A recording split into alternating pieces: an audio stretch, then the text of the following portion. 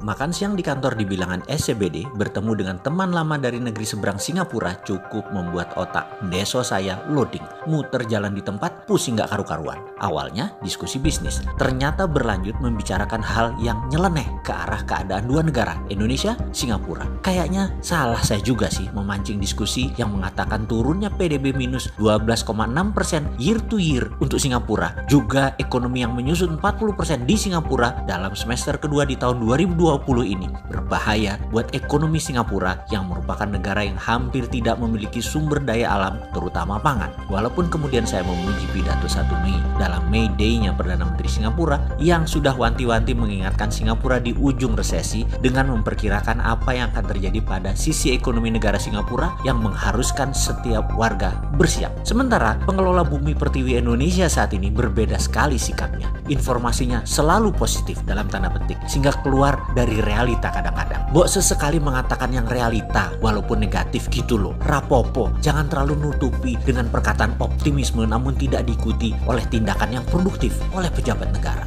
Lalu sahabat saya ini menceritakan rinci apa yang Singapura akan lakukan walaupun minus 40% di mana masyarakat diberi pemahaman dan persiapan. Saya terkagum-kagum atas solusi negara tersebut yang saya pikir tidak usah saya terangkan karena memang banyak yang tidak peduli dengan hal-hal seperti begini. Buktinya berita ini tersebar luas di media internasional. Toh di Indonesia kayaknya nggak minat untuk tahu tuh, mungkin karena bahasa Inggris berita tersebut atau mungkin ya memang nggak peduli. Jadi saya nggak usah terang-terangkan deh. Buat apa repot-repot menerangkan? Biar saya saja yang tahu dan saya simpen nanti buat sahabat yang sedikit. Sekali lagi buat sahabat yang sedikit yang peduli, karena saya tahu yang peduli itu cuma sedikit. Detail informasinya setelah dijelaskan olehnya. Malamnya saya search solusi-solusi bernegara ala Singapura itu lebih jauh lagi yang membuat saya terangguk-angguk kagum. Lalu dia balik bertanya kepada saya apa yang terjadi pada pemerintahan di Indonesia saat ini. Kok kelihatannya kusut carut-marut begitu bernegaranya. Lalu saya berusaha menjelaskan apa yang terjadi dengan bahasa kiasan. Tujuannya agar mudah difahami. Kalau kita paham masalahnya, kita bisa sederhanakan masalahnya.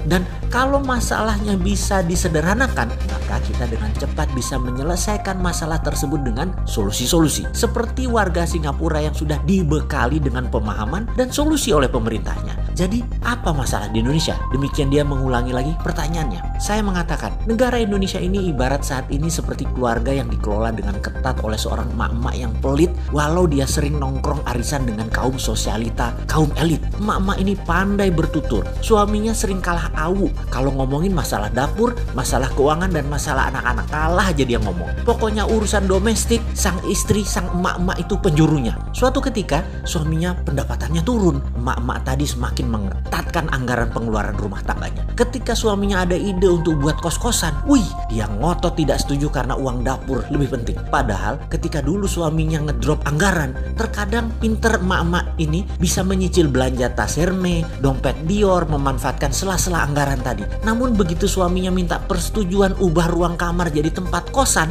walaupun produktif, emak-emak ini nggak mau. Emak-emaknya nggak terlalu paham bisnis, tetapi ketat jaga uang. Suaminya yang terus-menerus turun pendapatannya semakin bingung. Malah emak-emaknya selalu berkata, itu halaman belakang masih bisa buat cari utangan. Itu juga warisan keluarga kamu, masih bisa kita jaminkan buat cari hutangan. Saking bingungnya sang suami, akhirnya warisan keluarganya yang harusnya buat anak cucunya mulai digadai dan dihutangkan satu persatu. Demikian saya mengatakan kepadanya apa yang terjadi di Indonesia saat ini, yang dia kemudian berkata, kalau ekonomi Indonesia bagaimana? Saya pun teringat ketika di Singapura pendidikannya kan gaya Inggris, maka istilah Inggris pasti paham dan familiar menurut saya ya. Saya pun bertanya kepada dia sebelum menjawab pertanyaannya, do you know mom and pop store, right? Yes, katanya cepat. Saya melanjutkan cerita Sanepo berikutnya. Jadi ekonomi Indonesia ini ibarat toko kelontong mom and pop tadi. Toko yang pemiliknya sepasang suami istri yang bekerja siang malam jualan di toko keluarga tersebut. Di toko tadi banyak jualan, banyak barang, namun 90% adalah barang impor. Apa daya, akhir-akhir ini berkurang pembeli yang datang. Makin hari makin sepi yang datang ke tokonya untuk belanja. Karena banyaknya kebutuhan, pemiliknya mengambil satu persatu barang jualan di toko untuk pemenuhan kebutuhan sehari-hari. Karena selain anaknya banyak dan anak-anak tersebut manja-manjanya semua, gak mau kerja nolongin orang tuanya bekerja. Efeknya barang semakin menipis habis. Juga duit gak ada karena habisnya bukan dijual tetapi habisnya dipakai sendiri, diutangin sendiri, dipakai sendiri. Sepasang suami istri tadi ada juga prinsip dagang yang mereka pegang dengan kokoh. Karena karena sangat percaya pada negara sumber barang tadi. Mereka kekeh nggak mau jual barang produksi hasil saudaranya, nggak mau jual barang produksi hasil tetangganya, karena menurut mereka harga tetangga tadi lebih mahal. Jadi mereka tidak mau jualan. Padahal tetangganya punya cara dagang yang bagus. Toko kelontong tadi barangnya boleh dititip jual, atau tetangganya agar bisa barang tadi dijualkan di toko mereka. Kalaupun tetangga tersebut minta bayaran, toko tadi cukup menerbitkan surat pernyataan bahwa barang tetangga tadi dijual di tokonya. Dengan surat pernyataan tadi, kalau toko tadi terbitkan, surat tadi bisa jadi jaminan buat tetangga tadi memesan bahan baku produksi selanjutnya. Hal ini membuat bisnis berputar. Namun bukan begitu ekonomi Indonesia. Ya persis seperti toko kelontong barang impor tadi. Apa yang terjadi sekarang di toko tersebut yang kekeh keras kepala berniaganya? Sudah pembelinya berkurang, tunai tidak ada, stok barang berkurang terus.